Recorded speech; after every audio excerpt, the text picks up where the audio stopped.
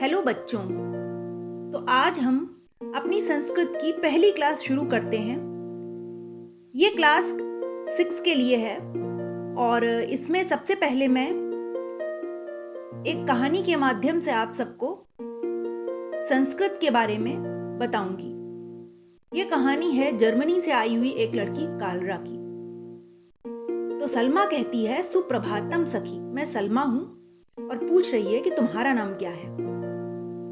सबको मेरा नमस्कार है, मेरा नाम कारला है, मैं जर्मनी से आई हूं। सौरभ कहता है, कारला तुम्हारा स्वागत है, मैं सौरभ हूं, आज हमारी संस्कृत की कक्षा है, तुमने सुना है संस्कृत के बारे में?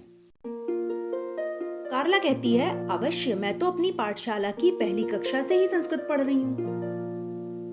बच्चे कहते हैं, अच्छा, हमने तो पिछली कक्षा से ही संस्कृत पढ़ना शुरू किया है।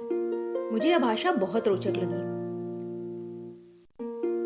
डेविड, मैं तो संस्कृत के कई शब्द सीख गया हूं, पता है संस्कृत में अजा बकरी को कहते हैं।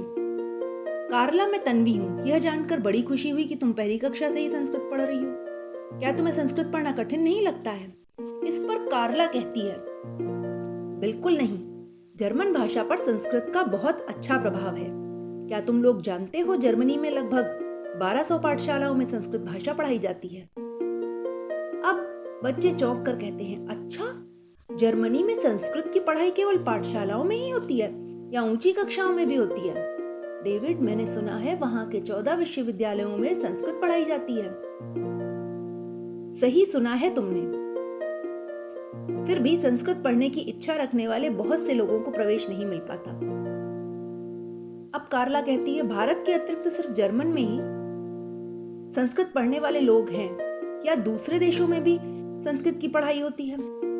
हाँ कारला, दुनिया के लगभग सभी बड़े शहरों जैसे New York, London, Melbourne, Sydney, Dublin, हर जगह संस्कृत की पढ़ाई होती है, और वह भी विद्यालय के प्रथम वर्ष से ही। आरंभ में संस्कृत पढ़ने से दूसरी कोई भी भाषा पढ़ना और बोलना सरल हो जाता है। अहमपि संस्कृतम वदितुम शक्नोमि।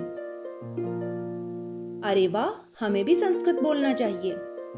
अब इतने में अध्यापक आ जाते हैं। आगच्छतु आगच्छतु पठतु संस्कृतम वदतु संस्कृतम। तो ये थी एक छोटी सी कहानी। इस कहानी में हम आपको संस्कृत के महत्व से परिचित कराते हैं। भारत में हमारे स्कूलों में क्लास 6 से संस्कृत को सिलेबस में इंक्लूड किया गया है, लेकिन अन्य देशों में इसे पहली कक्षा से ही सिलेबस में रख दिया गया है। कहने का मतलब यह है कि संस्कृत एक बहुत ही महत्वपूर्ण भाषा है और इसी भाषा से अन्य सभी भाषाओं का निर्गम हुआ है। यह निर्गम स्थली है अन्य भाषाओं की। तो चलिए बच्चों, आज से हम अपनी संस्कृत की क्लास का आरंभ करते हैं।